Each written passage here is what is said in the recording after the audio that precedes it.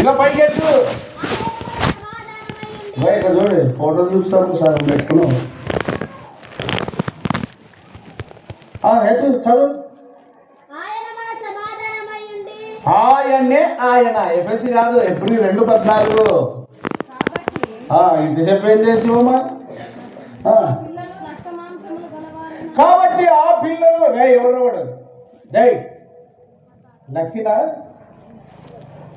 కాబట్టి ఆ పిల్లలు రక్త మాంసములు గలవారైనందున అదే ప్రకారముగానే మరణము యొక్క బలము గలవారిని అనగా అపవాదిని మరణము ద్వారా నశింపజేయుటకు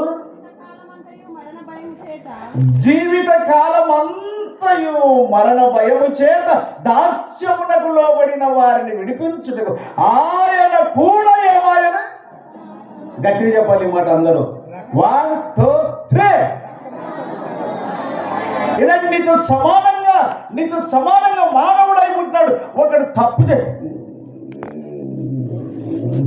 ఎవడో మీకు నేర్పింది ఈ బోధ. సబ్బు వంటి వాడు సబ్బును పోల్చి చెప్పాడు. ఇంత మూర్ఖులు ఉంటారని. సబ్బును వద్దటోళ్ళు ఎవరైనా ఉన్నారు? చేతులెత్తండి. సున్నం వద్దంటోళ్ళే, అందుకే నిద్ర పోతుంది. సబ్బు వద్దనేటోళ్ళు ఎంతమంది? నువ్వు వద్దంటావంటే నువ్వు దుడ్లు అయిపోతావంటే రకంతో పట్టుతావంటే అందరూ ఇస్తావా? ఆయన కూడా ఎట్లా దేవుడు అవుతున్నారు. దుడ్లు అయిపోతుందా సబ్బులు అంటే? దుడ్లు అయిపోతుంది అంటే సబ్బులు అయిపోతుంది అండి. అంటే వీడు చేసిన బట్టలన్నీ నేను అన్నీ తెచ్చుకుంటావప్ప. అవి మూలకు పెట్టండి 1 వారం రోజులు ఇట్లా తీయండి. స్మెల్ ఎట్లా వస్తుందో. అవునా? రత్నము తలకాయ పక్కకి తిప్పుతుంది ఒకటి పక్కకి. ఇట్లా అలవాటు బాగున్నట్టుంది. సబ్బు వంటి వాడు. మళ్ళీ చదవండి 8వ వచనం.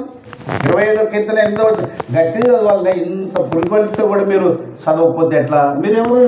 మీరెవరు బడి వెళ్ళినట్లు వినయ్ని ప్రభా పార్కర్ని కిరణ్ని వాళ్ళు తోమంటే పెద్ద మనుషులు అప్పుడు చదువు ఊగానే తెచ్చి పెట్టుకుంటాడు. వెనక చూసుకున్నాడు సగం మంది ఉన్నారు. ఇక వాడు అనేది సునీల్ బనే చదవండి నాయన కీర్తన. ఇంక దాన్ని పుచ్చుకొని నేను చదువుకొని ఒక బతుకు చదవండి. రోషం రాలేదా? 25వ కీర్తన. ఫీజు లేదు కూడా అసలు. మేనేజర్లు ఏం చేయరు. అది మళ్ళీ నా మగం చూస్తే వినయ్